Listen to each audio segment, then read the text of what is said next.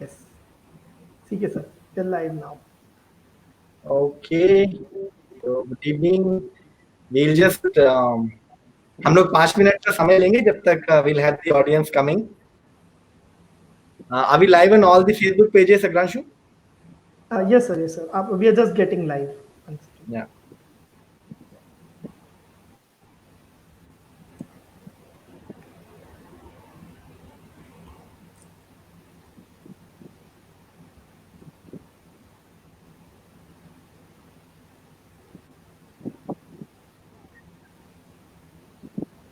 Good evening, Prakash. Good evening, everyone. Welcome to the 18th day of Startup पाठशाला. काफी अच्छा journey अभी तक रहा है. आप लोगों का सपोर्ट, आप लोगों का अटेंडेंस, आप लोगों के questions, everything is just so good. और हमारे जो स्पीकर्स हैं, जो हमारे एक्सपर्ट्स हैं, जो मेंटोर्स हैं, उनका भी फीडबैक बहुत अच्छा रहा है. You guys reach out to them LinkedIn के थ्रू, फेसबुक के थ्रू, इवन व्हाट्सएप के थ्रू. कुछ लोगों ने नंबर्स भी शेयर किए हैं. तो it's been a great journey so far. और कुछ चीजें मैं शेयर करना चाहूंगा आज के सेशन को शुरू करने के पहले. हम लोगों ने आपसे बोला था कि आप हमें अपने आइडियाज दीजिए. हमें टॉप 100 स्टार्टअप सिलेक्ट करने स्टार्टअप पाठशाला के दौरान, और जिन्हें हम कुछ सीड फंडिंग देंगे और 1 साल का इंक्यूबेशन देंगे. एंड मुझे टीम ने अभी 1 घंटे पहले डेटा शेयर किया, and I am so surprise to see जिस तरह के आइडियाज हमको मिल रहे हैं और जिन जगह से मिल रहे हैं. I would like to quote few names. हमें इटारसी से 3 बहुत अच्छे आइडिया मिले हैं. सौसर से आइडियाज आए हैं. बालाघाट, क्योलारी जो कि सिवनी जिले का एक गांव है, महू से आइडियाज आए हैं. देवा, पिपरिया, रहली, बैरसिया, सीहोर. कुछ छत्तीसगढ़ से भी हैं. आई थिंक छिपी घाटी छत्तीसगढ़, कानपुर देहात से भी हैं, खगड़िया से भी हैं. तो आप मतलब हम सिर्फ इंदौर, भोपाल, जबलपुर, ग्वालियर तक सीमित नहीं है. आप लोगों के आइडियाज, आप लोगों का presence, it's coming from all over the MP and even beyond. So thank you so much. आप लोग अपने आइडियाज, हम ये को 3 दिन और ओपन रखेंगे. आप लोग अपने आइडियाज शेयर करते रहिए. 3 दिन के बाद हम आप लोगों के साथ, हमारे एक्सपर्ट्स के साथ मिलकर आपके बिजनेस मॉडल पे, रेवेन्यू मॉडल पे, आपके एमवीपी पे, या फिर आपके स्टार्टअप वैल्यूएशन पे, इन चीजों पे हम काम करेंगे. तो वंस आफ्टर 3 डेज हम वो एक्सरसाइज आप सभी के साथ इंडिविजुअली स्टार्ट करेंगे. उसके बाद फिर हम टॉप 100 स्टार्टअप अगले 10 दिन में सिलेक्ट करेंगे. तो I just wanted to brief you about this. जिन्होंने अभी तक आइडिया सबमिट नहीं किया है, प्लीज अपना आइडिया सबमिट करें. लिंक अगले 3 दिन तक और ओपन रहेगी. उसके बाद हम आगे का एक्सरसाइज शुरू करेंगे. यस, तो good evening again. Good evening. I see Umesh, Manali, Manik, Monty, Chandni, Prakhar, Alok, Prakash ji, everybody welcome. और आज हमारा टॉपिक है आईपीआर, पेटेंट, ट्रेडमार्क. इनके बारे में आज हम समझेंगे. और हमारे पास बहुत ही स्पेशल पैनल है आज. और आज मैं भी एक स्टूडेंट हूँ. मैं भी आज समझना चाहूंगा ये चीजें क्या होती है, कैसे हम इसको कर सकते हैं, कैसे पेटेंट कर सकते हैं. और ये पूरा सेशन लेने के लिए, क्लास लेने के लिए हमारे पास आज है प्रीति चौधरी, जो पूरे सेशन को मॉडरेट करेंगे from LinkedIn India local. She is the founder of that. Then we have Saurabh and Vivek from Bauddhik ventures, and we have Agranshu from Jabalpur Incubation Center. So आप लोग आज डिस्कस करेंगे. और आप सारे, आई होप आज सभी स्टार्टअप्स के जो हमारे मिथ्स हैं, जो डाउट्स हैं आईपीआर और पेटेंट्स को लेके, आज वो सारे दूर हो जाएंगे इस सेशन के by the end of this session. So thank you so much for joining us today, and welcome to all our guests and viewers. And Preeti, the stage is all yours now. Thank you so much. देवियों, सज्जनों, भाइयों, बहनों, नमस्कार. Thank you very much, CK, for organizing such an important topic, पाठशाला, on the day 18. आज 18वें दिन इतनी ज़रूरी और इतने ज़रूरी विषय पे एक अच्छी क्लास लगाने के लिए बहुत बहुत आपका धन्यवाद. शुरू करने से पहले थोड़े से संदर्भ और प्रसंग स्थापित कर देते हैं जिससे कि आगे बढ़ा जा सके. उससे भी पहले सबका परिचय होना ज़रूरी है. तो फिर से एक बार आप सभी को प्रीति चौधरी का नमस्कार. हम जो है वो मध्य प्रदेश से ही हैं. जबलपुर हमारी जन्मभूमि और कर्मभूमि रही है, अभी भी है. 18 से ज़्यादा, 20 से ज़्यादा देशों में घूम चुके हैं. 3 देशों में रह चुके हैं. चाइनीज़ भाषा और इंडोनेशियन भाषा के साथ और 4 भाषाएं बोलते हैं. जैसे कि सीके ने आपको बताया, लिंक्डइन लोकल इंडिया के फाउंडर हैं. आ वेंचर्स के साथ वेंचर पार्टनर हैं. साथ ही साथ अपने जबलपुर स्मार्ट सिटी के जबलपुर इंक्यूबेशन सेंटर में मेंटर भी हैं. थोड़ा सा बैकग्राउंड यहाँ पे पारिवारिक संबंधी देना जरूरी है, क्योंकि आज जिस विषय पे हम बात करने वाले हैं उसका एक हमारे साथ बहुत पुराना नाता रहा है। तो अगर बोला जाए तो बौद्धिक संपदा यानी इंटेलेक्चुअल प्रॉपर्टी हिंदी में, वो हमारे साथ ऐसे स्थापित हुई कि जो हमारी फैमिली और हमारा बैकग्राउंड है वो इसी सब्जेक्ट के इर्द गिर्द घूमता रहा है। तो जो हमारे नाना जी हैं वो स्वर्गीय पंडित भवानी प्रसाद जी तिवारी, वो एक साहित्यकार, एक लेखक, कवि रहे हैं। उन्होंने गीतांजलि का हिंदी में अनुवाद किया, जिसके लिए उन्हें पद्मश्री भी मिली है। वो 7 बार जबलपुर नगर के मेयर रह चुके हैं, 2 बार राज्यसभा के सदस्य रह चुके हैं। इस तरह के पारिवारिक परिवेश में जहां डॉक्टर्स, इंजीनियर्स और आर्किटेक्ट्स की भरमार रही है, स्वाभाविक था कि हमारा भी जो रुझान और झुकाव है वो क्रिएटिविटी, इनोवेशन, डिसरप्शन, रचनात्मकता की तरफ होता। तो इस तरह से एक पारिवारिक माहौल में आगे बढ़ते हुए इस विषय की महत्ता को हमने जाना, समझा और अपने आचरण, विचार और व्यवहार में इसको समाहित किया। इन सब चीजों को ध्यान में रखते हुए अभी जबलपुर अपनी कर्मभूमि में सबको साथ लेते हुए हमारा पर्सनल ये उद्देश्य और ये मसला है कि यहाँ के स्टार्टअप इकोसिस्टम को बिल्ड और नर्चर किया जाए और साथ में सबको लेके आगे बढ़ा जाए। इसी तारतम्य में आज यहाँ पर इस पैनल को मॉडरेट करते हुए बहुत ही खुशी महसूस हो रही है। हमारे 2 अभिन्न मित्र इस समय हमारे साथ हैं, जिनका कि आपको संक्षिप्त में परिचय अभी दे देंगे। तो बौद्धिक वेंचर्स के को फाउंडर सौरभ त्रिवेदी और विवेक दहिया जी यहाँ पे हैं। ये आज हमसे दिल्ली एनसीआर से जुड़े हुए हैं।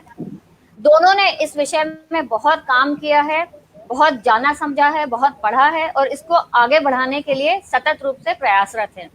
तो अब इनके परमिशन, इनकी अनुमति से और इनको साथ में लेते हुए आज हम ये कोशिश करेंगे कि बौद्धिक संपदा जो है यानी इंटेलेक्चुअल प्रॉपर्टी जो है उसके बारे में जाना जाए, समझा जाए और सीखा जाए। तो इसी के साथ हमारे साथ आज हमारे दूसरे अभिन्न मित्र अग्रांशु द्विवेदी जी भी हैं। ये हमारा सहयोग करेंगे आज की पाठशाला की इस क्लास को अच्छे से चलाने में और सारे प्रश्न और कमेंट्स जो हैं उसमें हमारी मदद करेंगे, अपने सवाल पूछेंगे वो भी। इसी के साथ इस प्रसंग और संदर्भ के साथ अब हम आमंत्रित करते हैं विवेक दाहिया जी को कि वो आए और आज के विषय इंटेलेक्चुअल प्रॉपर्टी, बौद्धिक संपदा के बारे में हमें कुछ पढ़ाएं, हमें कुछ सिखाएं और कुछ नया बताएं। विवेक जी। धन्यवाद प्रीति। एंड ये हमारा सौभाग्य है कि आप लोगों ने हमें अपनी ऑडियंस और इन सभी इच्छुक लोगों से बात करने का मौका दिया। And thanks CK, thanks Dwivedi ji. और हमारी कोशिश यही रहेगी कि जब भी हम इस लेक्चर के और इसके अंत तक पहुंचे, हमारी ये कोशिश रहेगी कि एटलीस्ट सबको इसकी महत्वता के बारे में पता चलेगा। तो इंटेलेक्चुअल प्रॉपर्टी की और बौद्धिक संपदा की जो हम बात कर रहे हैं, सबसे इम्पोर्टेंट बात उसमें होती है कि देखिए हमारे अंदर बौद्धिकता है, हम सबके पास एक बौद्धिक इंटेलेक्चुअल प्रॉपर्टी हमारे पास है, लेकिन हम उसका इस्तेमाल करते हैं, बिल्कुल करते हैं। क्या हम उसको सुरक्षित रखते हैं? आप अपना मकान खरीदते हैं, आप उसके रजिस्ट्री कराते हैं ताकि आपका मकान सुरक्षित हो, कोई कब्जा ना करे। तो क्या आपने कभी सोचा है कि हम अपनी बौद्धिक संपदा जो आपकी इंटेलेक्चुअल प्रॉपर्टी है उसको रजिस्टर कराएं ताकि कोई और चोरी ना कर सके? तो इसीलिए इसी बारे में हम आगे बढ़ेंगे और हम आपको इसके बारे में बताएंगे कि जो आपकी बौद्धिक संपदा है आपको ना सिर्फ एक अच्छा बिजनेसमैन बना सकती है, बल्कि आपको एक उस मुकाम तक लेके जा सकती है कि ताकि आपका कोई कंपटीशन ही ना हो। बड़ी बड़ी कंपनियां जितनी भी हैं यहाँ पर, जितनी भी मल्टीनेशनल कंपनीज हैं, सब अपनी पेटेंट्स पे बहुत झुकाव रहता है, उनका ट्रेडमार्क्स पे बहुत झुकाव रहता है और ये लोग अपनी बौद्धिक संपदा को सुरक्षित करते हुए एक अधिकार के रूप में आगे लेके जाते हैं। तो अभी मैं सौरभ को बोलूंगा, थोड़ा सा एक्सप्लेन करेंगे। मेरे सहयोगी हैं, भिन्न प्रकार की जितनी भी बौद्धिक संपदाएं होती हैं और उनके बारे में थोड़ा थोड़ा बताएं कि उनकी महत्वता क्या है। और आने वाले जो स्लाइड्स होंगी उनमें मैं फिर से बीच में आऊंगा और आपके साथ अपना नॉलेज और अपना जो भी ज्ञान मैंने अभी 14 साल तक की अपने काम के इसमें लिया है वो शेयर करूंगा। तो सौरभ, क्या आप थोड़ी सी आप आएंगे और इसके बारे में बताएंगे भिन्न प्रकार के हाँ जी। विवेक, बहुत बहुत धन्यवाद, एंड बहुत बहुत धन्यवाद Preeti ji, C K ji, and for जो ऑर्गेनाइज करने के लिए इस तरीके का बिल्कुल जो एक बहुत इम्पोर्टेंट, बहुत महत्वपूर्ण टॉपिक है, इंटेलेक्चुअल बौद्धिकता, ठीक है, और उसको कैसे, जिस तरीके से विवेक आपने शुरू किया एंड बताया कि हमारे लिए सबसे इम्पोर्टेंट चीज होती है घर को हम प्रोटेक्ट कराते हैं, बट बाकी चीजों के बारे में हम नहीं सोचते, अपनी आइडिया, इंटेलेक्चुअल कैपेबिलिटी, हम अपने एसेट्स को कभी नहीं सोचते प्रोटेक्ट करने के लिए, सिक्योर करने के लिए। तो मैं यहाँ पे शुरू करूंगा कि हमारे पास सबसे पहले कौन कौन से भिन्न भिन्न भागी के जो आईपी राइट्स हैं, इंटेलेक्चुअल प्रॉपर्टी राइट्स हैं हमारे पास, वो कौन कौन से तरीके के होते हैं। तो पहला एक बहुत ही इंपॉर्टेंट टॉपिक आता है जो होता है पेटेंट्स। हम लोग सुनते बहुत हैं कि ये पेटेंट्स होता है, क्या क्या चीजें हम पेटेंट्स करा सकते हैं। तो जब भी किसी के पास कोई एक ऐसा टेक्नोलॉजिकल आइडिया आता है जिसमें कहते हैं कि ना बहुत तरीके से आपने तकनीकी चीजों का इस्तेमाल करके अपने सॉल्यूशन को जन्म दिया, अपने आइडिया को नरिश किया है, उसको थोड़ा और बढ़ाया है, ठीक है। तो उस चीज, जैसे ही हमारे पास ऐसा कोई भी शब्द आता है, तकनीक, टेक्नोलॉजी, उस चीज को हम इमीडिएटली सोचते हैं कि हम उससे पेटेंट के अंदर फाइल कर सकते हैं, ठीक है, या पेटेंट फाइल कर सकते हैं उस चीज के ऊपर। दूसरा बहुत महत्वपूर्ण चीज आती है जब हम बात करते हैं अपने बिजनेस को शुरू करने के लिए, और हमारा जैसे ही स्टार्टअप शुरू होता है, हमारा एंटरप्रेन्योरियल जर्नी शुरू होती है, तो हम सोचते हैं बहुत अच्छा सा एक नामकरण, एक बिजनेस को एक नाम देते हैं अपना, उसकी आइडेंटिटी, उसकी बहुत इंपॉर्टेंट होती है। वो किसी, जब आप किसी और के आगे अपनी चीज को डिफरेंस करते हैं कि मेरा ये ब्रांड है और मेरी ये सर्विस लाइन है, तो उसको हम कराते हैं ट्रेडमार्क फाइल, जिसे हम व्यापार चिन्ह भी बोलते हैं।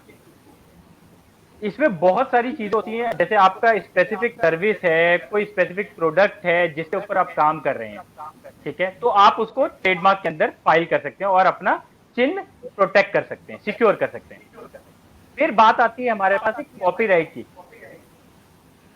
जब हम कोई सॉफ्टवेयर बनाते हैं, कोई पोएम, कोई लिटरेचर, कोई आर्टिस्टिक वर्क, हम जितनी भी कलाओं की बात करते हैं, कुछ लिख देते हैं, कोई ब्लॉग्स लिखते हैं हम लोग, तो हमें ये नहीं पता होता हमें ये किस किस अधिकार के अंदर फाइल करना है, या हम किस प्रकार की इंटेलेक्चुअल प्रॉपर्टी इस पे सिक्योर कर सकते हैं। तो हमारे लिए इंपॉर्टेंट होता है कि यहाँ पर आप एक कॉपीराइट एप्लीकेशन फाइल कर सकते हो अपने सॉफ्टवेयर एप्लीकेशन को प्रोटेक्ट करने के लिए, उसकी कोडिंग को प्रोटेक्ट करने के लिए जो आप लिखते हैं पीछे। तो इन चीजों के लिए हम कॉपीराइट की जरूरत पड़ती है।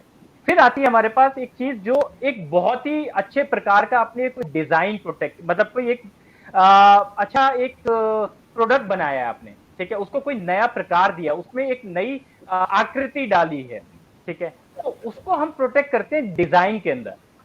तो ये जो इंटेलेक्चुअल प्रॉपर्टी राइट, बौद्धिक संपदा की बात करते हैं, तो इसके अंदर बहुत ही इंपॉर्टेंट टाइप के ये जो कॉमन टाइप्स आईपी दिख रहे हैं, इसमें क्या प्रोटेक्ट हुआ, पेटेंट, तकनीक, जहां भी आप सुनते हैं वहां पर पेटेंट फाइल करने के लिए, जहां भी आप अपना बिजनेस नेम, ट्रेड नेम, या अपने किसी भी तरीके से डिफरेंशिएट कर सकते हैं अपने प्रोडक्ट्स को, सर्विस को, वहां ट्रेडमार्क फाइल करते हैं। जहां आप एक बहुत अच्छी वेबसाइट बनाते हो, बहुत अच्छी ऐप बनाते हो, बहुत अच्छा एक सोर्स कोड लिखते हो, एक ब्लॉग लिखते हो, उसको आप कॉपीराइट के अंदर प्रोटेक्ट करते हो। इसके बाद आती है एक ज्योग्राफिकल इंडिकेशन। ज्योग्राफिकल इंडिकेशन, जब भी आप सुनते हो पश्मीना, तो आपके दिमाग में इमीडिएटली नाम आता है कश्मीर। बिल्कुल। जब आप बात करते हो ऑरेंजेस, संतरों की बात करते हैं, हमारे पास नाम आता है नागपुर। तो ये जब भी हमारा कोई प्रोडक्ट स्पेसिफिकली एक ज्यूरिसडिक्शन, एक जगह को पहचान दिलाता है, वो कहलाता है ज्योग्राफिकल इंडिकेशन। ये भी एक आईपीआर का प्रकार है जिसको हम अपनी सिक्योर संपदा में कर सकते हैं। अब जब मैंने आपसे ये डिस्कस किया कि आपने जहां टेक्नोलॉजी सुनी वहां पेटेंट कर लिया, जहां वेबसाइट बनाई कॉपीराइट हो गया, जहां बहुत अच्छा एक डिजाइन बनाया, कोई मोबाइल फोन का डिजाइन बनाया, कोई अच्छी बॉटल का डिजाइन बनाया, या किसी भी हार्डवेयर का एक अच्छा डिजाइन बनाया, जहां पर आपके लिए लुक्स बहुत इंपॉर्टेंट करते हैं, आप उसको डिजाइन एप्लीकेशन फाइल कर देते हैं।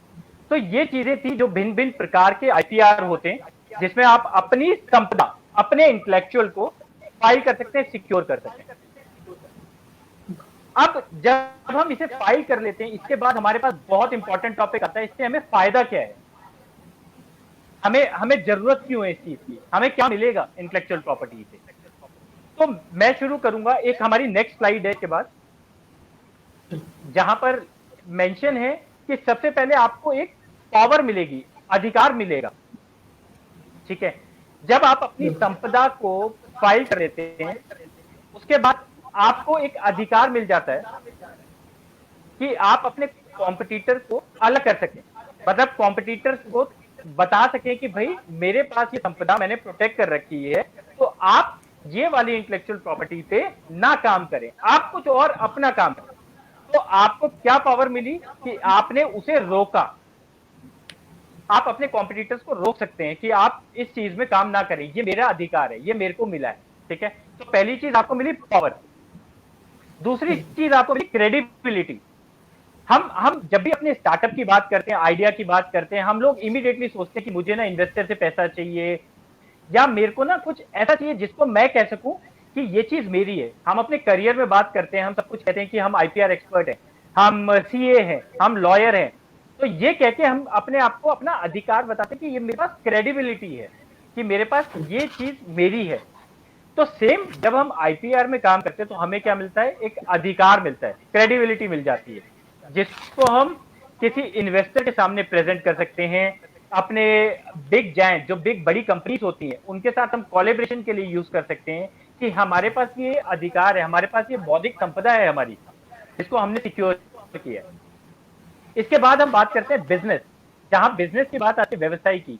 आप अपने इंटेलेक्चुअल प्रॉपर्टी से एक व्यवसाय शुरू कर सकते हैं, या अपने बिजनेस के अंदर अपनी इंटेलेक्चुअल बौद्धिक संपदा को बना सकते हैं।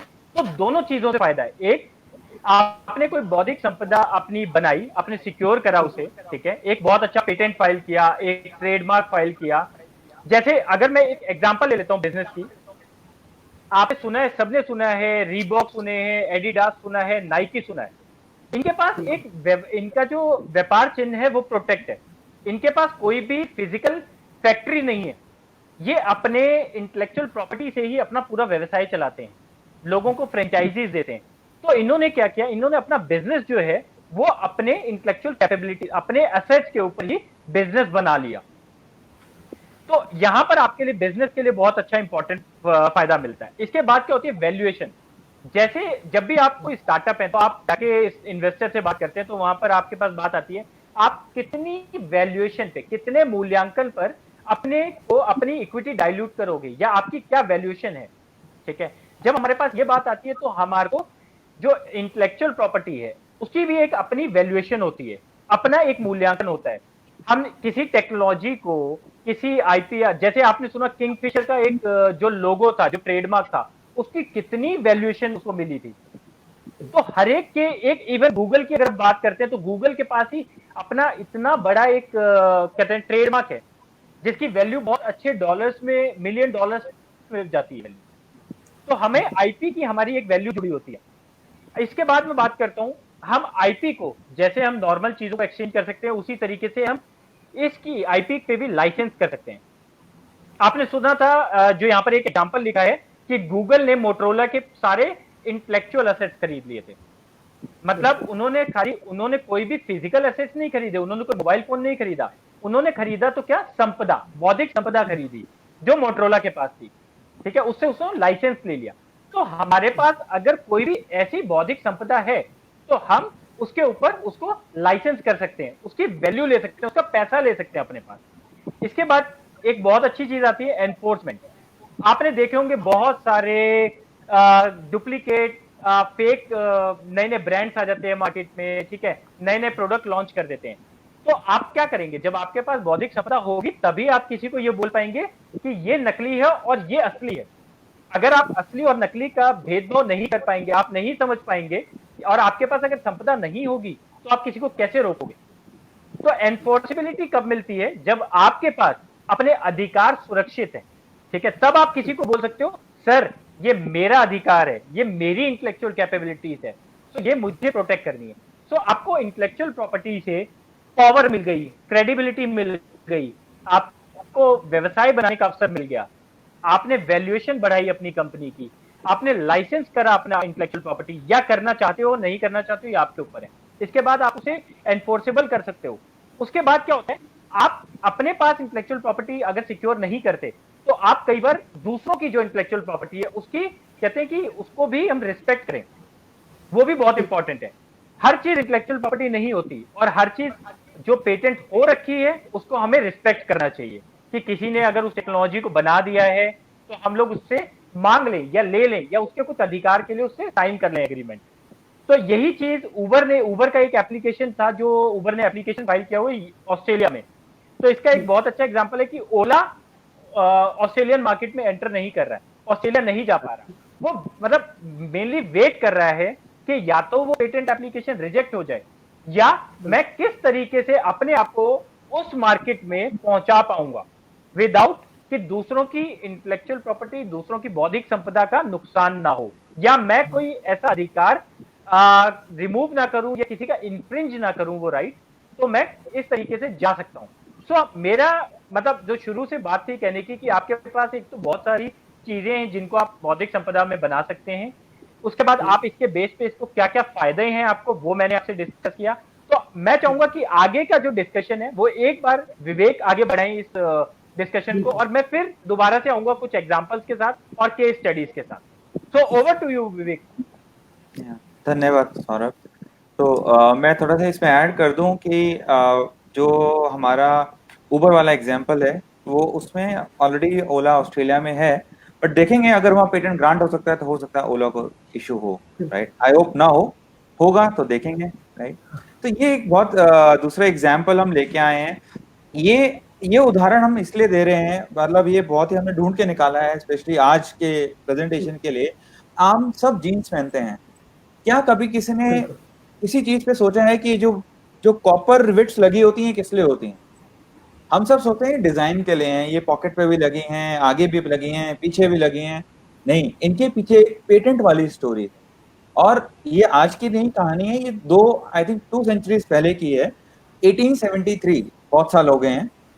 वहां पर जब लिवाइस की जीन्स हम सब पहनते हैं, आई थिंक आप सब पहनते होंगे, राइट। और उसमें क्या था, एक डेविस करके, जैकब डेविस करके एक सज्जन थे, वो उनकी जो जीन्स खराब हो जाती थी उनको रिपेयर करते थे।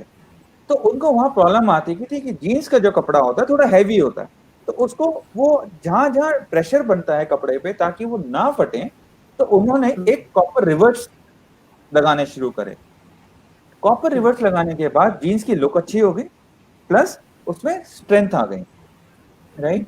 अब इसमें क्या है, उनके पास पेटेंट फाइल करने के लिए पैसे नहीं थे, तो वो गए लेवाइस के पास, जो लेवाइस के मालिक स्ट्रॉस थे। बोला कि देखो मैंने ये इन्वेंट करा है, चलो मिलके एक पेटेंट फाइल करते हैं और इसको फिर यूज करते हैं। तो उन दोनों ने मिलके पेटेंट फाइल किया और उनको वो पेटेंट भी मिला, पेटेंट नंबर मेंशन है स्लाइड में। उसके बाद उन्होंने उसको यूज किया, और ये जब तक वो पेटेंट लाइव था, मतलब एक लाइफ होती है पेटेंट की, तब 10 साल होती थी शायद, तो उस वक्त तक सिर्फ वही कर पाए इस चीज को। तो ये देखिए कि 1873 में लोग पेटेंट के यूज करते थे अपने बिजनेस के लिए और कोलैबोरेशन में। तो ऐसा नहीं है कि मेरे दिमाग में आइडिया आ गया तो मैं ही करूंगा, नहीं, आप टीम बनाइए। टीम बनाना बहुत इंपॉर्टेंट है।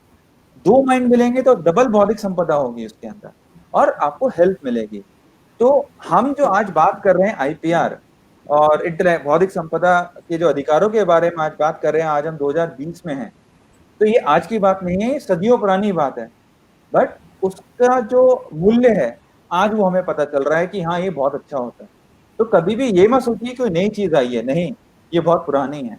और अगली स्लाइड में मैं चलता हूँ। ये कुछ बेनिफिट्स हैं आईपीआर के जो अलग अलग कैटेगरी के लोगों को मिलते हैं, राइट।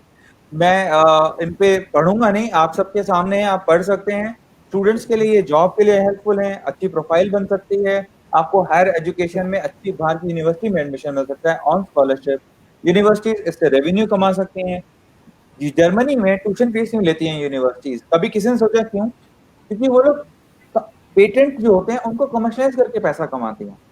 ऐसे ही स्टार्टअप, जैसे हमने स्टार्टिंग में ये बताया कि स्टार्टअप अपने आप को सिक्योर कर सकता है पेटेंट फाइल करके, लाइसेंस कर सकता है, ऐसी एमएसएमईज भी कर सकती हैं। एमएसएमईज जितनी भी मीडियम और स्मॉल लघु उद्योग हैं, मध्य प्रदेश में काफी हैं, मैं जानता हूँ, आप सब इनोवेशन करते हैं, लेकिन आप उस चीज को रियलाइज नहीं कर पाते हैं, और रियलाइज करते हैं तो उसको पेटेंट लेने के उसमें आप कभी आगे बढ़ते नहीं हैं। लेकिन अब आपको लोगों के पास अच्छे रिसोर्सेज हैं, आपका जबलपुर में इंक्यूबेशन सेंटर है, आप जाइए वहां पे, उनको बोलिए कि क्या ये इनोवेशन है, क्या हम इसे सिक्योर कर सकते हैं। आप पूछिए, आप पूछेंगे तो आपको बहुत कुछ मिलेगा, लेकिन पूछना जरूरी है। देखिए, आपको पहला कदम उठाना पड़ेगा, उसके बाद कदम मिलते जाएंगे और सच में बहुत अच्छा बिजनेस डेवलप हो सकता है। तो ये सारे बेनिफिट्स हैं अलग अलग कैटेगरी के। अब मैं अगली स्लाइड रिक्वेस्ट करूंगा। ठीक है, ये एक उदाहरण है ग्रे ऑरेंज। मुझे नहीं पता कि कितने लोग इसको जानते हैं, लेकिन आप लोग इसको गूगल कर सकते हैं। ये एक सच्चा और बिल्कुल लाइव उदाहरण है कॉलेज के बच्चों से कंपनी कैसी बनाई जाती है। ये कॉलेज के इंजीनियर थे, बिट्स पिलानी। मैं ये नहीं कहूंगा कि मेट्रो सिटी के कॉलेज में थे, बिट्स पिलानी सबको पता है कहाँ पर है। वो अपनी बीटेक की ट्रेनिंग के लिए एक वेयर हाउस में गए। उन्होंने वहां एक प्रॉब्लम देखी। प्रॉब्लम थी कि जो सामान आता था रैक्स में रखने के लिए, वो 1 लाख स्क्वायर फीट का वेयर हाउस है, बहुत टाइम लगता था। प्लस जब कोई ऑर्डर आता था तो उसी बक्से को निकाल के डिलीवरी पॉइंट पे लाने में बहुत टाइम लगता था। इन्होंने ये प्रॉब्लम देखी, अपनी कॉलेज की लैब में गए और वहां पे इन्होंने सॉल्यूशन निकाले। इन्होंने 2 रोबोट बनाए, एक रोबोट जो सामान को रखता है, दूसरा जो सामान को लेके आता है, जिससे कि बहुत सारा टाइम बचा। ये टाइम बचने के बाद उन्होंने क्या किया, पेटेंट एप्लीकेशन फाइल करी, सिर्फ एक, और उसी कंपनी के पास गए, देखिए हमने रिपोर्ट बनाए हैं, क्या आप इसे लेंगे? उस कंपनी ने वो लिया। ये और ये 2012 की बात है, आज हम 2020 में हैं। आप इसकी वेबसाइट पे जाके देखिए, 5 देशों में ये कंपनी है। बहुत ही फ्यू कंपनीज में से है जो इंडिया के लोग रोबोट बाहर एक्सपोर्ट करते हैं। उन्होंने फिर बहुत सारी और पेटेंट की एप्लीकेशन फाइल करी, उनकी वैल्यूएशन देखिए। तो इस उदाहरण का ये मतलब है कि जितने भी हम विद्यार्थी लोग हैं, हम सबके पास सारे रिसोर्सेज हैं। अगर हम करना चाहें तो हम बहुत कुछ कर सकते हैं। और इसमें एक उदाहरण और है जो हमें लगता है कि हम जो छोटे शहर होते हैं, हमें लगता है कि लोग पढ़ते हैं और बाहर चले जाते हैं। अगर आप अपने आसपास ही जो आपके पास इंडस्ट्रीज हैं, उनकी प्रॉब्लम समझ के अपने कॉलेज में सॉल्व करके, पेटेंट फाइल करके, सिक्योर करके उसी कंपनी को आप देंगे, तो वो कंपनी आपसे लाइसेंस लेगी, आप कंपनी वहीं पे बना सकते हैं। वही कंपनी आपको एम्प्लॉयमेंट भी दे सकती है क्योंकि आपने रिसर्च करके उनकी प्रॉब्लम सॉल्व करी है। तो इससे क्या है, हम छोटे शहरों में भी उद्योगों को बढ़ा सकते हैं, लेकिन हम सबको मिलकर इसमें काम करना पड़ेगा। और बौद्धिक संपदा जो इंटेलेक्चुअल प्रॉपर्टी है, वो हम सबको एक बांधने का रोल प्ले कर सकती है। अब मैं अगले उदाहरण पे जाऊंगा, नेक्स्ट स्लाइड।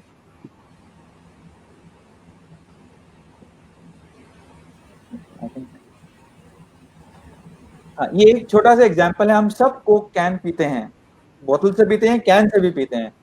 एक छोटा सा उदाहरण है प्रॉब्लम को सॉल्व करना। जब ये कोक कैन बहुत सालों पहले यूके में लॉन्च हुआ था, तब ये कैन में हुक नहीं होता था। तो एक महिला को प्रॉब्लम हुई, उन्होंने अपने घर में एक हुक बनाया, पेटेंट फाइल किया पहले, फिर कोक के पास गए कि देखो मेरा पास पेटेंट एप्लीकेशन है और आप इसको लेना चाहेंगे, ये बहुत अच्छा सॉल्यूशन है आपके लिए।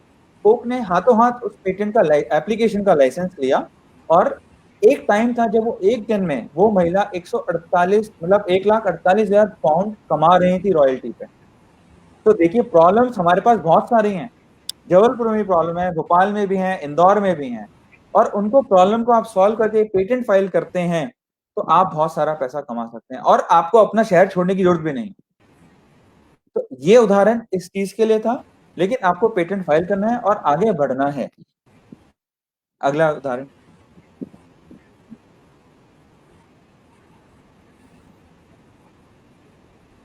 ये एग्जांपल ऑलरेडी सौरभ ले चुके हैं कि इन सभी ब्रांड्स की अपनी फैक्ट्रीज नहीं है। ये सिर्फ इनका ट्रेडमार्क है, व्यापार चेन है, जिससे कि वो लाइसेंस देती हैं और मैन्युफैक्चरिंग करवाती हैं आउटसोर्स करके। तो अगर आपका व्यापार चेन अच्छा होगा तो आप अपना कहीं पे भी लाइसेंस कर सकते हैं, फ्रेंचाइज दे सकते हैं। इस तरीके से जो आपका ब्रांड नेम है, ट्रेडमार्क है, वो आपको हेल्प करता है।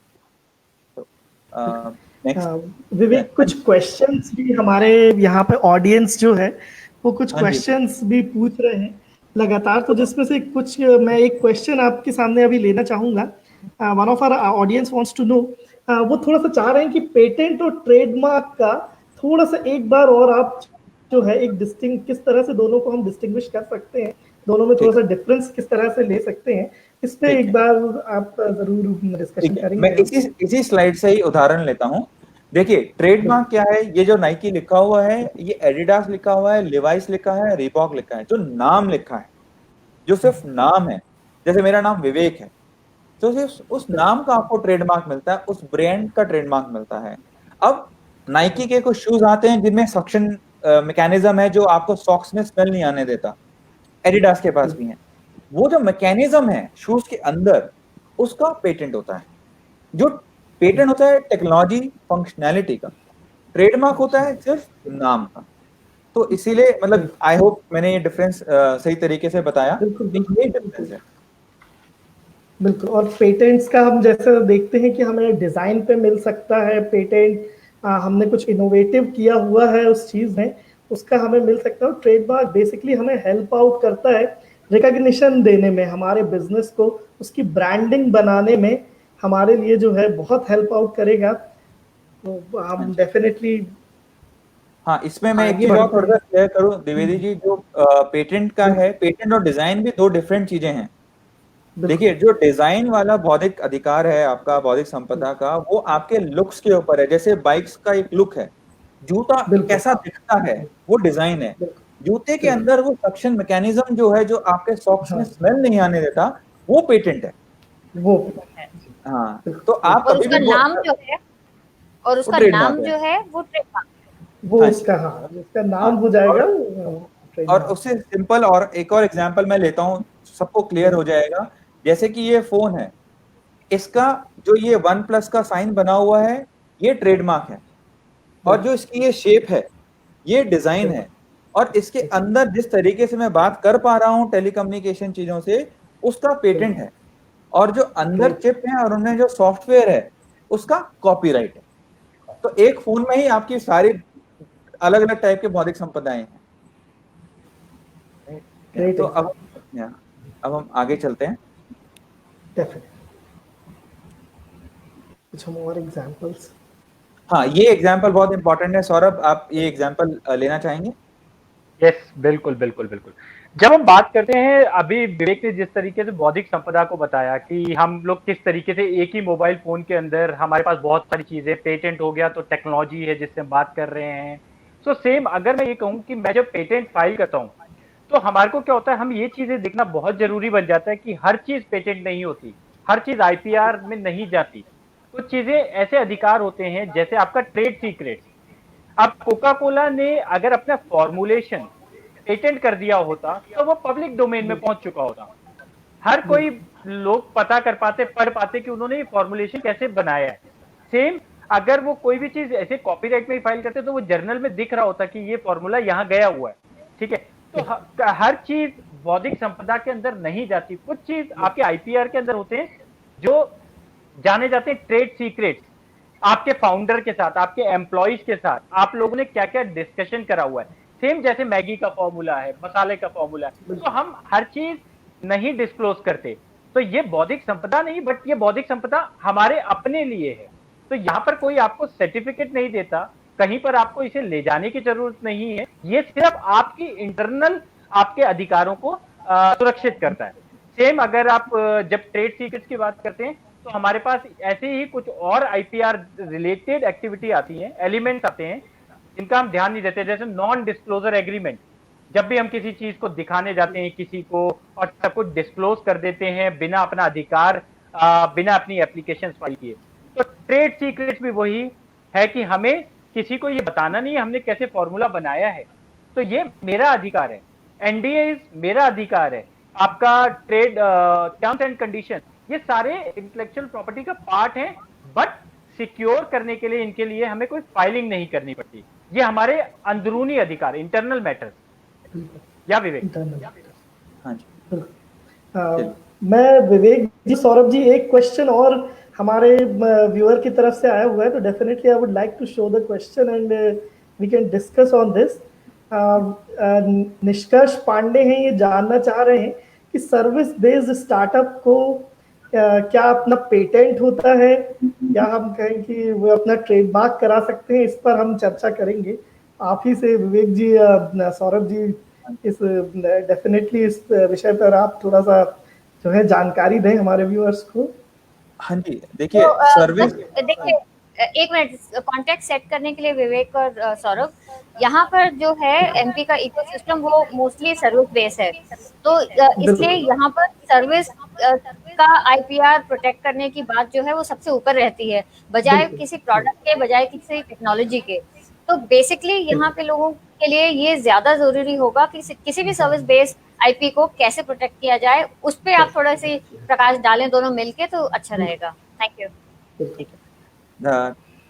बिल्कुल प्रीति एंड द्विवेदी जी, हम इसका आंसर देते हैं। देखिए, सर्विस बेस्ड स्टार्टअप का पेटेंट होता है, इसका आंसर मैं बोलना चाहूंगा, सीधा आंसर हाँ हो सकता है, बिल्कुल हो सकता है। जैसे कि उबर एक सर्विस ही है, उबर का पेटेंट यूएस में है, राइट? अब इंडिया में नहीं है बिकॉज सॉफ्टवेयर पेटेंट पर से अलाउड नहीं होते इंडिया में, लेकिन आपका सर्विस जो सर्विस है आपकी वो क्या टाइप है। लाइक फॉर एग्जांपल, मैं एक सर्विस का उदाहरण लेता हूँ। मैं एक सर्विस प्रोवाइड कर रहा हूँ किसानों को। मैंने एक मोबाइल ऐप बनाई, किसानों को एक ही जगह सारी इंफॉर्मेशन मैं प्रोवाइड कर रहा हूँ। मैं उनको उसी ऐप पे प्रोवाइड कर रहा हूँ कि वो कनेक्ट करें किसी सॉइल साइंटिस्ट से कि भाई आप आइए मेरे यहाँ और सॉइल टेस्ट करके मुझे बताइए मैं कौन सी फसल उगाऊं। उनसे एक वही डिजिटल सर्टिफिकेट मुझे मिल जाएगा कि भैया ये सॉइल है, इनकी ये टेस्टिंग है और ये फर्टिलाइजर। उसको लेके मैं फर्टिलाइजर और बीज का जो अलग अलग प्रकार होते हैं वो लूंगा। वो देखिए मैं सॉइल साइंटिस्ट से बोलूंगा, देखिए मैं इस टाइप का फर्टिलाइजर, देखिए ऑर्गेनिक होता है लेकिन हमें पता है फर्टिलाइजर की जरूरत पड़ती है क्योंकि एमपी अच्छी उपजाऊ जमीन की बेल्ट है, लेकिन हमें जरूरत पड़ती है यील्ड करनी है। तो वो लेके मैं एक सॉइल साइंटिस्ट, अपना फार्मिंग जो साइंटिस्ट होते हैं उनसे बोल सकता हूँ, क्या आप एक अनुमान लगा सकते हो कि ये बीज प्रकार का बीज ये फर्टिलाइजर में यूज करूंगा तो मुझे उत्पाद कितना होगा। उस सर्टिफिकेट को लेके मैं किसी भी कंपनी के पास जाता हूँ कि देखिए मैं आलू उगाने वाला हूँ, ये इतने हैं, आप क्या मुझसे कॉन्ट्रैक्ट मैंने फार्मिंग करना चाहते हैं, पहले ही आप बुक कर लीजिए, मैं आपको अच्छे रेट पे दूंगा डायरेक्ट कंपनी से ही। और ये सारी चीजें मोबाइल ऐप पे हो रही है जो एक सर्विस है, ठीक है, वो वहीं पे डिजिटल कॉन्ट्रैक्ट हो रहा है। तो अगर मैं इस टाइप का सर्विस बना रहा हूँ जिसमें कि फार्मर को सब कुछ वहीं मिल रहा है, ऑर्डर और मार्केट और ऑर्डर्स, तो हाँ इसके पीछे एक टेक्नोलॉजी है जिसमें बहुत हार्डवेयर और वो सब चीजें मिलके काम कर रही हैं, तो इसका पेटेंट हो सकता है। जहां भी टेक्नोलॉजी इन्वॉल्व है पेटेंट हो सकता है। अब मैं दूसरा उदाहरण लूं कि मैं वेबसाइट बना के बुक बेच रहा हूं, तो नहीं, उसका पेटेंट नहीं हो सकता। आप क्या टेक्नोलॉजी से कुछ डेटा से एनालाइज कर रहे हैं, तो डेटा एनालिटिक्स कर रहे हैं, जैसे कि मैं एक वेबसाइट बनाऊं जो मुझसे एआई मतलब आर्टिफिशियल इंटेलिजेंस बेस्ड होके ही मुझे जवाब दे दे या मेरे कोई डॉक्यूमेंट्स बना दे, तो उसके पीछे मैं वो कैसे बना रहा हूँ उस टेक्नोलॉजी का भी हो सकता है। अब बुक बेचने वाले का जो उदाहरण मैंने लिया उसका नहीं, क्या वो बुक बेचने वाला जो है मेरी जो खरीदने की जो हिस्ट्री है उसको देख के नई बुक आके मुझे अपने आप बता दे या मुझे कुछ बुक्स का एनालिसिस करके बता दे, तो इस जो एनालिसिस जो छोटे छोटे पार्ट है इनका भी पेटेंट हो सकता है। पूरे बिजनेस का ना हो बट इसका पेटेंट हो। अब इसीलिए मैं कहता हूं कि आप जब भी कोई सर्विस बेस्ड स्टार्टअप, जैसे प्रीति ने बताया कि आप लोग मोस्टली कर रहे हैं, तो उसके लिए आप आगे बढ़ें, डिस्कशन करें कि हमारा पेटेंट हो सकता है कि नहीं हो सकता, लेकिन ये सोच के ना बैठे कि पेटेंट नहीं हो सकता। इसीलिए इस सवाल का मैंने एकदम से सही, एकदम से करेक्ट और सीधा जवाब ये दिया, जी हो सकता है। ठीक है, अब बाकी इफ और बट होंगे वो बात, किंतु परंतु वो बाद में आएंगे, लेकिन स्टार्टअप बेस्ड का पेटेंट हो सकता है। आप आइए बात कीजिए। बेसिकली बात वो है कि लोगों के पास जाया जाए और पूछा जाए, एक्सपर्ट्स के पास जाके पूछा जाए कि भाई ये हमारा सर्विस है, ये इसके पीछे सारी तकनीक लगी हुई है, इसमें से किस किस हिस्से का पेटेंट हो सकता है, नहीं हो सकता है। जब तक हम लोग जाके पूछेंगे नहीं तब तक वो क्लैरिटी नहीं मिल पाएगी। करेक्ट सौरभ, आप कुछ कह रहे थे?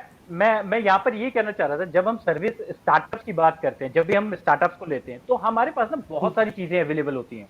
आप खाली एक पेटेंट इज आईपीआर फॉर्म, ठीक है, कॉपीराइट है आपके पास, जहां अभी वेबसाइट का विवेक ने उदाहरण दिया आपको। जब भी आपके पास वेबसाइट होते हैं, वेबसाइट के पेजेस को आप कॉपीराइट एप्लीकेशन फाइल कर सकते हैं, वेबसाइट के पीछे की कोडिंग आप कॉपीराइट एप्लीकेशन में जा सकते हैं। तो जरूरी नहीं है हर चीज पेटेंट ही होती हो, बट हाँ आप कॉपीराइट के लिए भी अप्लाई कर सकते हैं। आप हो सकता है उसका लुक्स बहुत इंपॉर्टेंट हो, आपके मतलब स्ट्रक्चर बहुत इंपॉर्टेंट हो जिसको आप प्रोटेक्ट करना चाह रहे हो, आप डिजाइन एप्लीकेशन फाइल कर सकते हो। सो उसके अलावा स्टार्टअप्स को अपना ट्रेडमार्क आईपीआर, मैं कहूंगा कि आईपीआर का जो पोर्टफोलियो बनाते हैं, आईपीआर को पहला एक हमने टेक्नोलॉजी के ऊपर पेटेंट फाइल कर लिया, परफेक्ट, ठीक है। अगर नहीं होता है पेटेंट उसके ऊपर नहीं फाइल करेंगे। हमारे को व्यापार चिन्ह फाइल कर लिया आपने अपने स्टार्टअप का, बहुत अच्छा एक नाम था जिसको मैंने बनाया था और वो मेरा ही नाम है, तो मैंने उसको प्रोटेक्ट कर लिया। तो मैं कहता हूँ जब हम अपनी सर्विस को बढ़ा रहे हैं, लोगों के दिमाग में एक इमेज बना रहे हैं, एक आइडेंटिटी बना रहे हैं अपने व्यापार चिन्ह की, तो ये सारा आईपीआर के अंदर कवर होता है, जो आपको 10-10 साल, मतलब ट्रेडमार्क की बात करूं तो 10 साल तक, उसके बाद आप रिन्यू करा सकते हो। तो हमारे पास बहुत सारे आईपी जो बौद्धिक संपदा के अधिकार हैं, जिनके अंदर हम हर चीज को डाल सकते हैं डिफरेंटली। तो ये मेरा इसके साथ एड ऑन था कि आप जब भी स्टार्टअप सर्विस एरिया में भी होता है, तो उसके पास एक अधिकार है सुरक्षित कि वो आईपीआर में बहुत सारी चीजें अपने आप को सिक्योर कर सकता है और अपने बिजनेस को चला सकता है। यस प्रीति। अग्रांशु आगे बढ़े या और कोई सवाल लेना चाह रहे हैं आप म्यूट पे हैं द्विवेदी। अग्रांशु या आगे बढ़ने से पहले एक सवाल लेना चाहेंगे? हाँ, एक सवाल डेफिनेटली मैं यहाँ पर लेना चाहूँगा। एक्चुअली ये क्वेश्चन जो है अगेन थोड़ा सा उनके पास जो है जिस तरह से आया सामने कि क्या ट्रेडिशनल नॉलेज से with a few alteration get a patent. उनका यही मीनिंग है कि अगर कोई एग्जिस्टिंग प्रोडक्ट है या किसी एग्जिस्टिंग नॉलेज में कुछ चेंज करके ही हम थोड़ा सा चेंजेस करके भी क्या पेटेंट ले सकते हैं, और it has to be a completely unique something. ये क्वेश्चन इस तरह से सामने आया है। देखिए इसमें क्या है कि आप पेटेंट आपको मिलेगा यूनिक चीज पे ही। जो ऑल्टरेशन आप कर रहे हैं अगर वो सब्सटेंशियल ऑल्टरेशन है, बिल्कुल ही अलग ऑल्टरेशंस हैं, तो आपको मिल सकता है। अब ट्रेडिशनल नॉलेज का मैं एग्जांपल लेता हूं। जो कॉमन नॉलेज है उसका आंसर ये है कि आप अगर बहुत ही सब्सटेंशियल इंप्रूवमेंट कर रहे हैं तो आपको पेटेंट मिलेगा। अगर आप सिर्फ वर्कशॉप मॉडिफिकेशन कर रहे हैं तो नहीं मिलेगा। अब ट्रेडिशनल नॉलेज में हम आते हैं। अब ट्रेडिशनल नॉलेज जैसे है, फॉर एग्जांपल हम लेते हैं हल्दी का ही एग्जांपल लेते हैं। हल्दी पे मैं कुछ काम करता हूँ, उसको प्रोसेस करता हूँ, उसके कुछ एक्सट्रैक्ट्स निकालता हूँ, फिर उसके एक्सट्रैक्ट्स को फर्दर मॉडिफाई करता हूँ जेनेटिकली या केमिकली, राइट, और उसमें कुछ सिनर्जेटिक इफेक्ट आता है, तो मैं ट्राई कर सकता हूँ पेटेंट लेने की। लेकिन हल्दी को किसी चीज में मिक्स करके उसको इस्तेमाल कर रहा हूँ किसी और चीज के लिए, तो मैं नहीं ले सकता उस चीज पे पेटेंट। डेफिनेटली। और जैसे हमने अभी लास्ट के भी 2 एग्जांपल्स में आपने दिखाया था किस तरह से उन्होंने कोक बॉटल पे जो है वो डिजाइन चेंज किया था, तो वो कैप के डिजाइन का उन्हें पेटेंट मिला।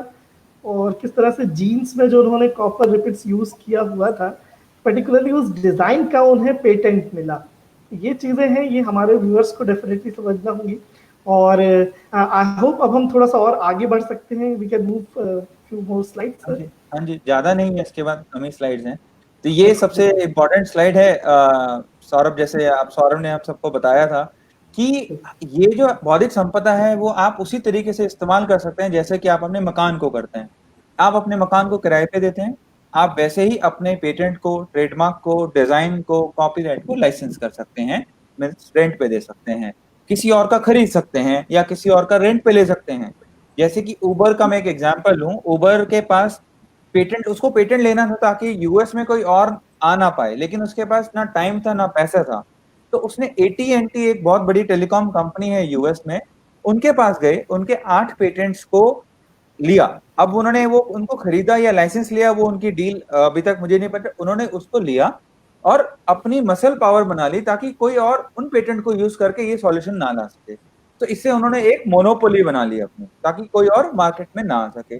तो आप दूसरे को दे भी सकते हैं अपना पेटेंट, और अपना बिजनेस चलाने के लिए दूसरे का पेटेंट दे भी सकते हैं। और अगर आपके पास पेटेंट है, जैसे मैंने बताया कि आप अगर पेटेंट, और पेटेंट क्या होते हैं, जो इंटरनेशनल प्रॉपर्टी होती है, पेटेंट और डिजाइन, ट्रेडमार्क, वो कंट्री वाइज ही होता है।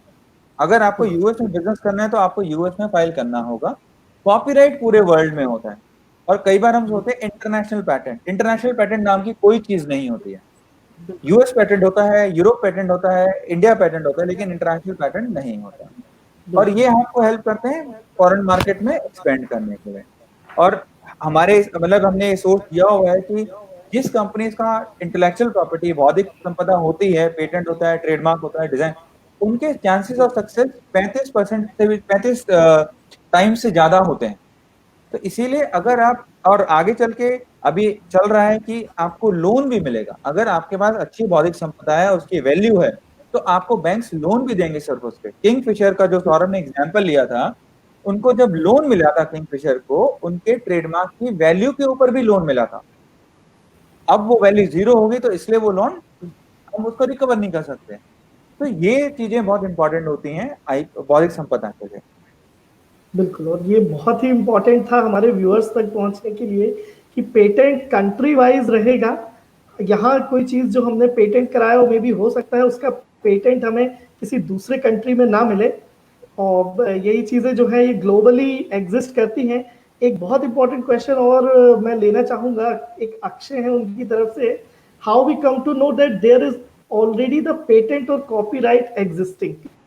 कोई पेटेंट या किसी चीज का, जैसे अगर उन्हें एक आइडिया आया है, उन्होंने कुछ डिजाइन किया, उसका ऑलरेडी एक पेटेंट है, वो एग्जिस्ट कर रहा है, तो ये हम कैसे जानेंगे? ये इस चीज पर हम चाहेंगे कि एक बार डिस्कशन डेफिनेटली आगे बढ़े। सौरभ जी, विवेक जी। सौरभ सौरभ आप म्यूट पे हैं। हेलो, आई थिंक, हाँ, मैं इसका आंसर लेता हूँ जब तक कि सौरभ वापस आए। इसमें देखिए, ये होता है कि आप पेटेंट डेटाबेसेस होते हैं, हर पेटेंट ऑफिस का अपना एक डेटाबेस है। इंडिया का आप जा सकते हैं ipindia.nic.in पे, और वहां आप चेक कर सकते हैं। कॉपीराइट का क्या होता है? कॉपीराइट जिस मोमेंट पे आप अपना कुछ लेख लिख देते हैं, कॉपीराइट उसी वक्त उसमें आता है। कॉपीराइट थोड़ा वीक राइट होता है, राइट, और वो जैसे भी कॉपी, जो भी हमने लिखा, जो भी हमने बोला, उसमें आपका कॉपीराइट होता है। वो कॉपीराइट आप सर्च नहीं कर सकते आप। हाँ, जैसे कि यूट्यूब में कोई गाना चल रहा है तो उसमें लिखा होता है ये मेरा कॉपीराइट है, तो अगर आप उसको रीयूज करना है तो आप देख सकते हैं, आप उससे पूछ सकते हैं, परमिशन ले सकते हैं। आज की डेट में अगर आप कहीं पे भी जाएं, हम सबके यहाँ फंक्शंस होते हैं, आप जब भी किसी कमर्शियल उसमें जाएंगे, जैसे होटल में या बैंकेट हॉल में अगर अपना डीजे लगवाते हैं, तो आज की डेट में आपको एक लाइसेंस फी लेनी होती है। आई थिंक वो 5,500 या 11,000 के करीब होती है किसी भी सॉन्ग्स को चलाने की। तो वो जरूरी है। कॉपीराइट को आप सर्च नहीं कर सकते, क्योंकि हर चीज में वो कॉपीराइट होता है, जो भी जो बोल रहा है या लिख रहा है। पेटेंट को आप सर्च कर सकते हैं, वो पेटेंट डेटाबेसेस होते हैं, लेकिन वही है कि आपको सर्च करने के लिए उसमें एक्सपर्टीज होती हैं, वो आपको देखना होता है कि आप कैसे सर्च करें। एक क्वेश्चन और था कि वही जैसा कि अभी हमने डिस्कस किया, जो हमें वेबसाइट लिंक भी हम शेयर कर देंगे कि please tell us the website of patent document fees.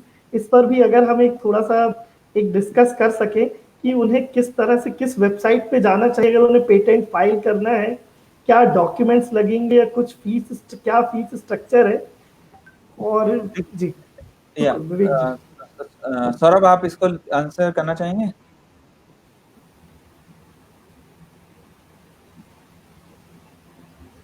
Saurabh mute है आप, आवाज नहीं पहुंच रही है हम तक। अब आई सौरभ, हाँ, सौरभ इज ऑडिबल नाउ। नहीं, हेलो, मुझे नहीं आ रही है एक्चुअली। हाँ प्लीज, हाँ, सौरभ इज नॉट ऑडिबल।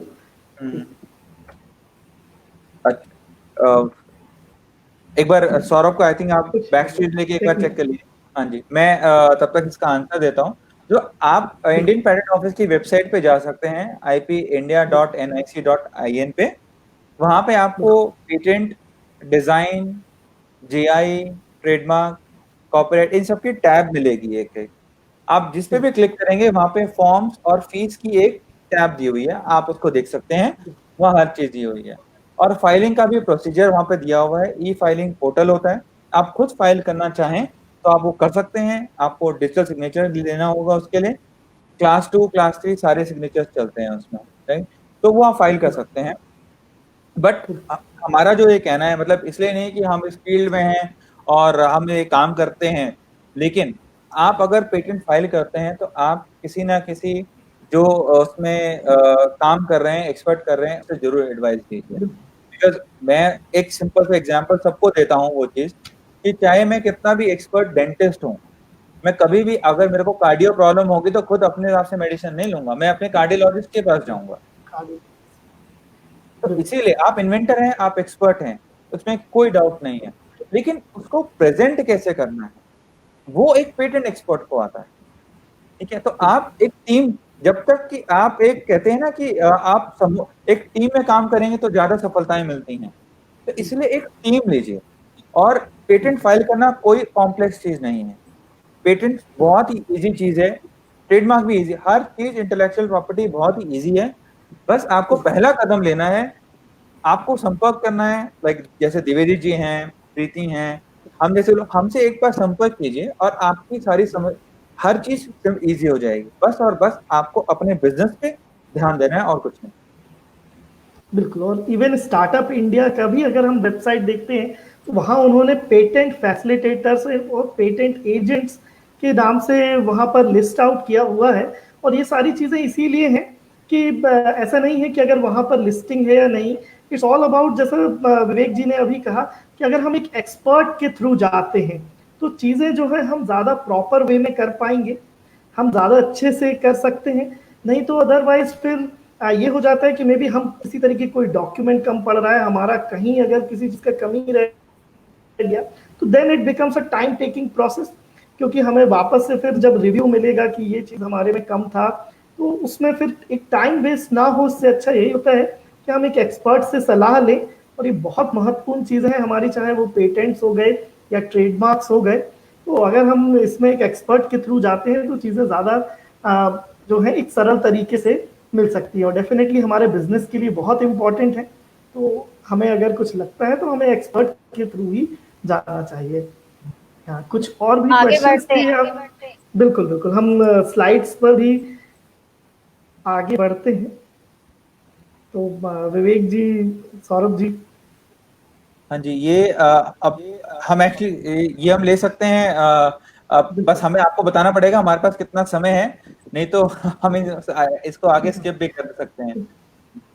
जी, हम हमारे वी हैव 8 मिनट्स, वैसे हम थोड़ा 8 मिनट्स हैं हमारे पास, we have 8 to 10 minutes with us, तो डेफिनेटली हम आप चाहें तो हम इसे ले सकते हैं।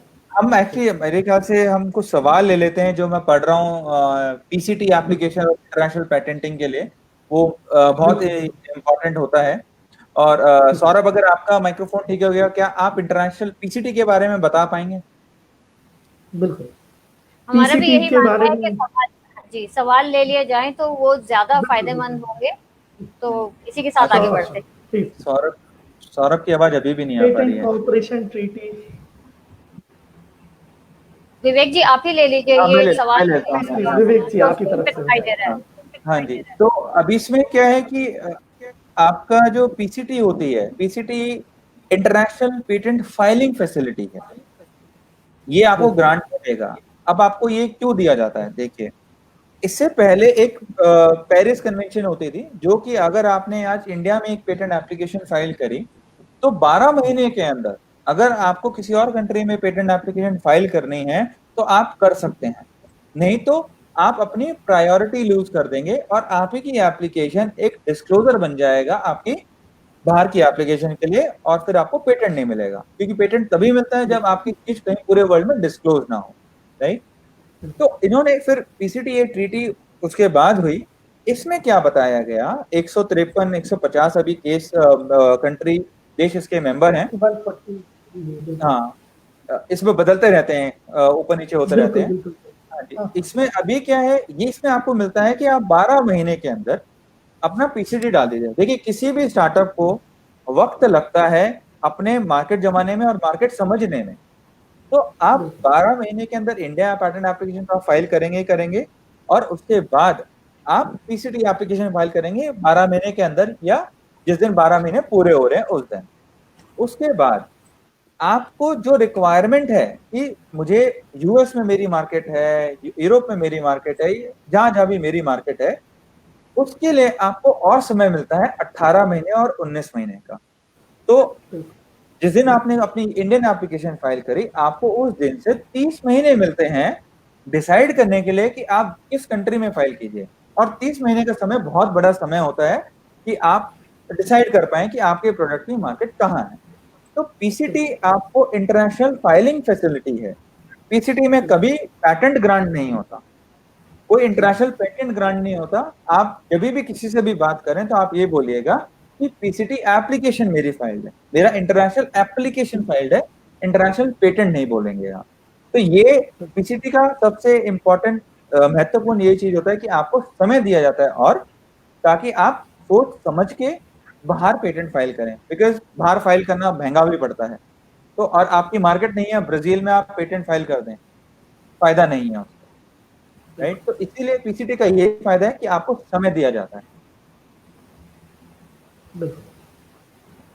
तो हम कुछ और क्वेश्चंस भी देख लेते हैं, या आप हम डेफिनेटली अगर आप चाहें हम थोड़ा सा आगे भी बढ़ सकते हैं, तो कुछ और क्वेश्चंस हैं। मैं आपको फटाफट चलते हैं, मतलब मैं इसको 1 मिनट में ही खत्म कर दूंगा, 3 स्लाइड्स हैं। ये एक प्रॉब्लम है जब हम सब पोडियम पे बात करते हैं। जब ये कोविड-19 नहीं था तो हम बहुत सारे कॉन्फ्रेंसेस में जाते थे, सब पोडियम पे बैठ के बात करते थे, हर जगह बात करते हैं, हर कॉलेज हर जगह है। तो आप क्या करते हैं, हाइट एडजस्ट करते हैं अपनी, बिल्कुल, और पास में आके, कई लोग बहुत पास में आके बात करते हैं। तो इसमें हमने प्रॉब्लम हमें कभी लगी नहीं, लेकिन प्रॉब्लम इसमें क्या है, ये हमने 2018 में हमारी बौद्धिक टीम ने सोचा था। हम इंटरनेशनल कॉन्फ्रेंस में जाते हैं, मेरे से पहले वाला स्पीकर आया, और अगर उसको कोई कंटीजियस डिजीज हुई जो मुझे नहीं पता, मैंने भी वो माइक्रोफोन पकड़ा, उसने भी पकड़ा, और उसने बहुत नजदीक से बात करी, मैं भी नजदीक से बात कर रहा हूँ, तो 99% चांस है कि मैं बीमार हो जाऊं। और कई बार हम कॉन्फ्रेंसेस में, मतलब इससे पहले जब भी हम आते थे जाते थे, बहुत सारे स्पीकर, तो यूजुअली क्या होता है, हमारा गला खराब हो जाता है या हम बीमार हो जाते हैं लेक्चर लेने के बाद। हम सोचते हैं ये फटीग की वजह से है, बट हो सकता है ये किसी और स्पीकर की वजह से हो, ये भी हो सकता है। तो ये प्रॉब्लम थी, इसका सॉल्यूशन हमने क्या निकाला। नेक्स्ट स्लाइड कीजिए प्लीज। नेक्स्ट। हाँ, तो हमने क्या करा, मैं ऑफिस में आया इस प्रॉब्लम को लेके, और हमारी टीम बौद्धिक ने मिलकर ये सोचा क्यों ना हम सेंसर लगा दें जो ऑटोमेटिक हाइट को एडजस्ट करे और डिस्टेंस को एडजस्ट करे। और एक क्वेश्चन था इसमें कि आइडिया कैन बी पेटेंटेड, उसका जवाब ये है, ये सिर्फ ड्राइंग्स थी जो हमने फाइल करी, और उसके बाद हमने पेटेंट फाइल करा, फिर हमने मार्केट एनालिसिस करा और अपने मैन्युफैक्चरिंग को बात करी, ताकि अगर ये कोई चोरी करना चाहे तो ना कर पाए, क्योंकि हमारे पास पेटेंट एप्लीकेशन है। तो आइडिया का आप पेटेंट ले सकते हैं, हमारा वो सिर्फ ड्राइंग पे था, हमने पेटेंट फाइल कर दिया, और पेटेंट ऑफिस कभी भी आपसे प्रोटोटाइप नहीं मांगता अनटिल अनलेस आपने बहुत ही बिल्कुल ही डिफरेंट चीज करी हो। तो आइडिया का पेटेंट हो सकता है, लेकिन वो टेंजिबल होना चाहिए। अब ये प्रोडक्ट बनके तैयार है, मतलब हम अगस्त 15 को इसको लॉन्च करेंगे, और होपफुली ये बहुत सारी जगह आप लोगों को देखने मिलेगा। इसका हम नाम भी यही रखेंगे, बौद्धिक माइक्रोफोन हम रख रहे हैं, क्योंकि ये इंटेलेक्चुअल फोन है, अपने आप काम करता है, और हम चाहेंगे कि ये हर यूनिवर्सिटी, हर उसमें जाए, ना सिर्फ इसलिए कि ये हाइजीन है, ये ऑडियंस को भी इंस्पिरेशन देगा। एक छोटी सी प्रॉब्लम का सॉल्यूशन निकाल के पेटेंट फाइल करके एक बड़ा बिजनेस बनाया जा सकता है। तो ये मुझे स्लाइड्स लेनी थी, और आई थिंक बाकी और स्लाइड्स हैं नहीं इसमें, शायद आप एक बार चेक कर लीजिए।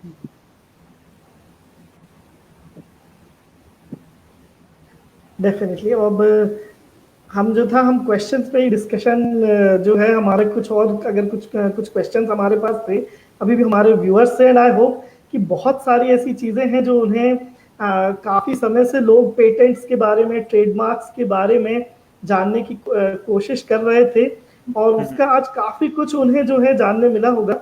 और एक और जो है एक बड़ा चीज़ आता है कि जिस तरह से हम देख रहे हैं कि ट्रेडमार्क्स में हमको जो ट्रेडमार्क का नेम है और लोगो है, तो इसमें थोड़ा सा डिफरेंस आता है टाइमिंग्स का।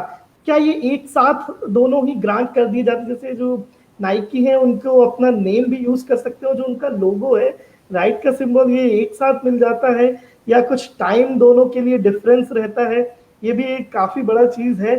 तो लोग, आई होप कि ये क्वेश्चन हम डेफिनेटली मैं पुट भी करना चाहूंगा, इस पर हम डिस्कस कर सकते हैं विवेक जी, कि ट्रेडमार्क्स के लिए। सौरभ, आप लेना चाहेंगे?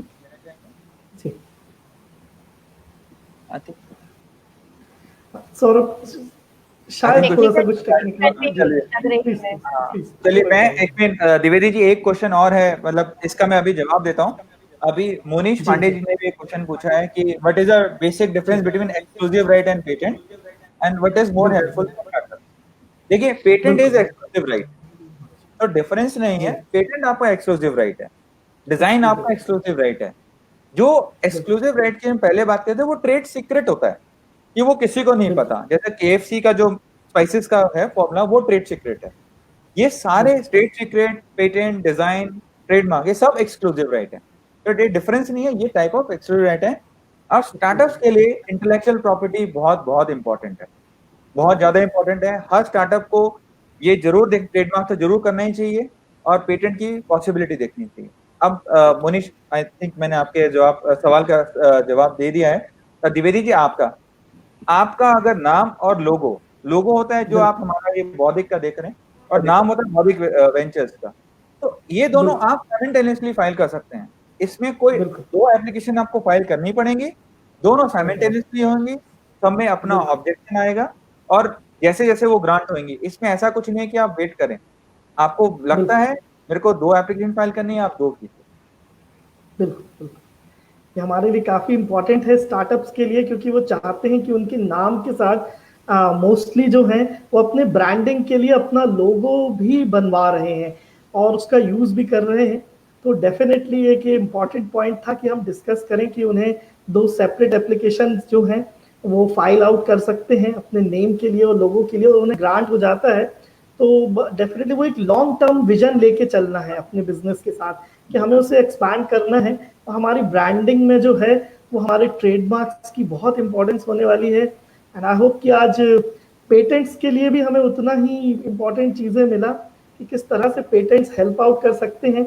मैं प्रीति जी से भी कुछ और इनपुट्स चाहूँगा कि वेंचर्स और जिस तरह से है कि भाई VCs जो है हमारे कैसे पेटेंट्स को, अगर उन्हें किसी स्टार्टअप के पास पेटेंट भी है तो वो उनको कितने अच्छे तरीके से देखते हैं और उनके चांसेस कितने ज़्यादा बढ़ सकते हैं कि उन्हें फंडिंग्स मिल जाएगा।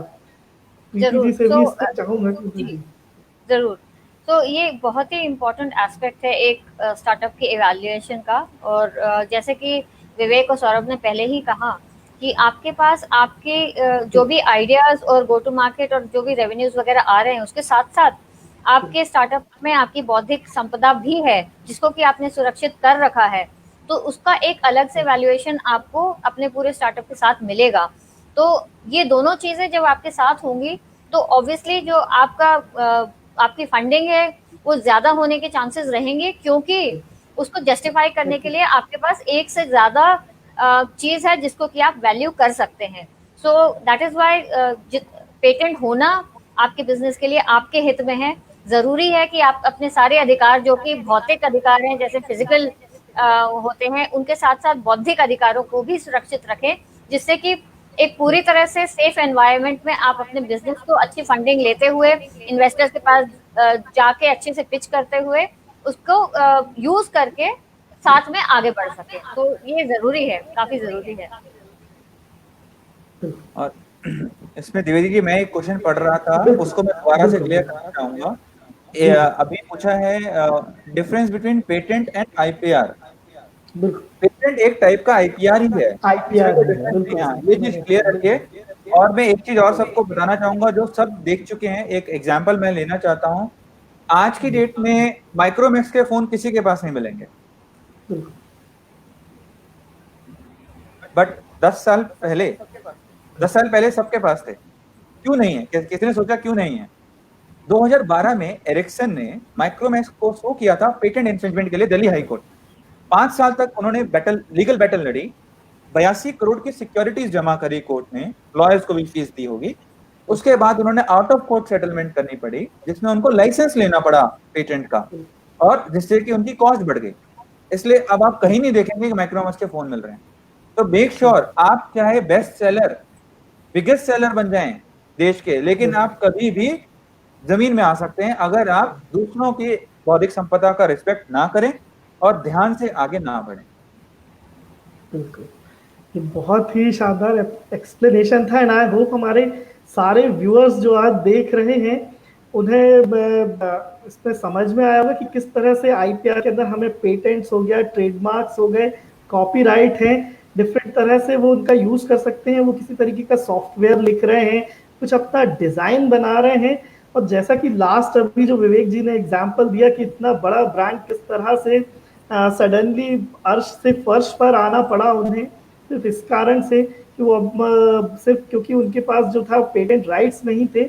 तो डेफिनेटली स्टार्टअप्स के लिए भी हम यही सजेस्ट करेंगे कि वो भी अपने आइडियाज़ का, अपनी कंपनी के नेम का, चीज़ों का ज़रूर ट्रेडमार्क्स और पेटेंट्स लें और आगे बढ़ें। एंड आई होप जिस तरह से हम नॉर्मल उसमें बात करते हैं कि हमने एक घर खरीदा हुआ है, उसकी रजिस्ट्री होना ज़रूरी है, तो वो रजिस्ट्री ही है, वो हमारे लिए एक तरीके से इंटेलेक्चुअल प्रॉपर्टी राइट्स हैं। तो जब सर्टिफिकेट हमें मिल जाता है तो हमारे पास भी एक रजिस्ट्री हो जाती है हमारे आइडियाज़ की, हमारे वर्क की जो हमने किया हुआ है।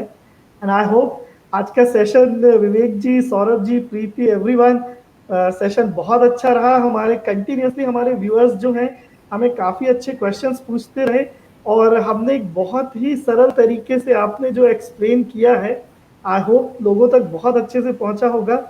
और हम इसी तरीके के सेशंस हमारे स्टार्टअप पाठशाला में कंटिन्यूसली करते रहेंगे। And I hope it's time for us to say goodbye to everyone. Let me just let me just take a vote of thanks over here, Agranshu. Thank you very much. तो सबसे पहले तो विवेक और सौरभ, आप सबका बहुत बहुत शुक्रिया कि आप आए यहाँ पर, हमारे साथ अपना वक्त बिताया, इतनी सारी जरूरी चीजों से हमें अवगत कराया कि इन सब की क्या महत्ता है, बौद्धिक संपदा से कैसे अपने आप को बिजनेस के लिए सेफगार्ड करते हुए आगे बढ़ा जा सकता है। आज के व्यूअर्स, लिसनर्स के लिए ये एक संदेश है कि अगर आप और ज्यादा जानना चाहते हैं इस बारे में तो हम लोगों को लिंक्डइन पर रीच आउट करिए। आपके जो भी सवाल होंगे वो हम लोग उसका जवाब देने की कोशिश करेंगे। और अगर और कोई हेल्प चाहिए आपको, अग्रांशु जी के पास आइए इंक्यूबेशन सेंटर में, हमारे पास आइए इंक्यूबेशन सेंटर में, चंद्रकांत के पास जाइए इंक्यूबेशन सेंटर में। सारे सवालों के जवाब यही है, ज्यादा दूर जाने की जरूरत नहीं है। आपका बहुत बहुत धन्यवाद कि आप लोग भी आए और अपनी सैटरडे की शाम का 1 घंटा हमारे साथ बिताया। तो बहुत बहुत धन्यवाद अग्रांशु, आपका धन्यवाद। और साथ में Jabalpur smart city incubation masters, thank you very much for having us here today. Thank you everyone, thank you Divya ji, thank you everyone. And अगर आप लोग thank you Preeti, thank you, I hope I am audible. Saurabh ji audible, आप लोग हमें LinkedIn पे connect कर सकते हैं। और मैं यही चाहूंगा कि आप अपने लोकल सेंटर्स पे जाइए और वहां से हम कनेक्टेड हैं हम लोग, और हम लोग मिलके एज अ टीम आपकी हेल्प करेंगे एमपी में ही अच्छे अच्छे स्टार्टअप बनाने की, ताकि वो वहीं पे रहें, वहीं पे खेलें, मतलब वहीं पे पैसे कमाएं और माइग्रेट भी ना हो। घर में रहिए, कमाइए और व्यवसाय बनाइए। धन्यवाद। Thank you so much Vivek. Thank you, bye bye, नमस्ते, bye bye, take care, bye.